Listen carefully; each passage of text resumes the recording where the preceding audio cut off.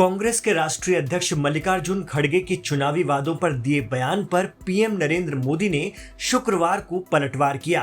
प्रधानमंत्री ने social media पर लिखा, कांग्रेस को ये बात अब समझ में आ रही है कि झूठे वादे करना तो आसान है, लेकिन उन्हें सही तरीके से लागू करना मुश्किल या नामुमकिन है। इस पर कांग्रेस प्रवक्ता सुप्रिया श्रीनेत का बयान भी आ गया है। उन्होंने कहा कि कांग्रेस के मौजूदा अध्यक्ष दलित समाज से आते हैं, इसीलिए इस पद पर उनका होना बीजेपी को नागवार गुजर रहा है।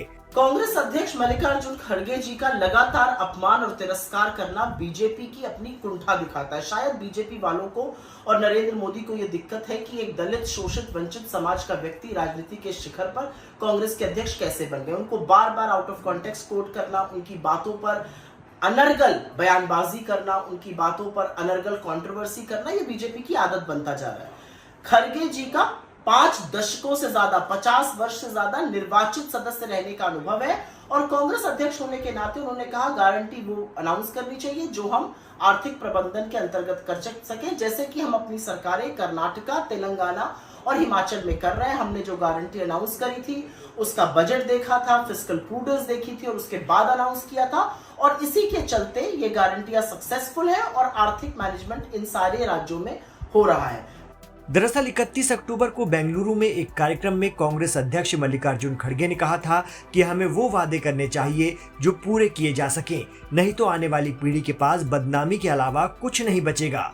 हुआ ये था कि कांग्रेस अध्यक्ष मल्लिकार्जुन खड़गे ने अपनी ही कांग्रेस की कर्नाटक सरकार की खिंचाई कर दी थी। कर्नाटक में मुफ्त बस योजना पर समीक्षा की बातों पर खड़गे ने नाराजगी जताई और कहा कि उतना ही वादा कीजिए जितना पूरा हो जाए। दरअसल डिप्टी सीएम डीके शिवकुमार का एक बयान आया था कि राज्य सरकार शक्ति गारंटी योजना की समीक्षा करेगी। इस स्कीम के तहत राज्य में महिलाओं को मुफ्त बस यात्रा की सुविधा मिलती है।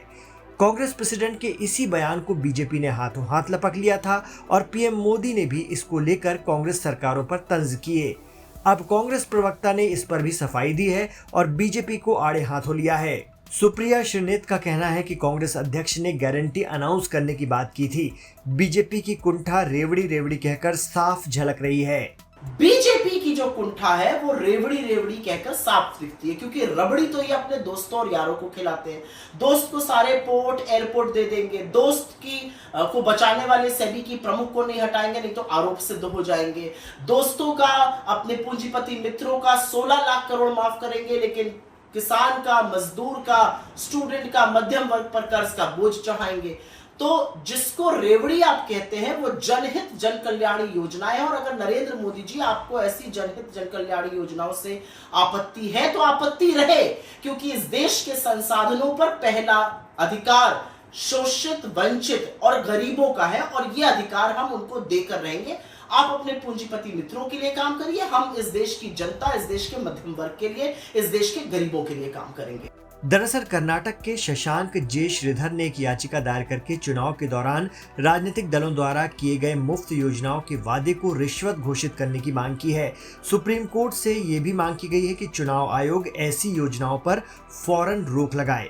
याचिकाकर्ता ने कहा कि राजनीतिक दल ऐसी योजनाओं को कैसे पूरा करेंगे ये नहीं बताते हैं, इससे सरकारी खजाने पर बेहिसाब बोझ पड़ता है।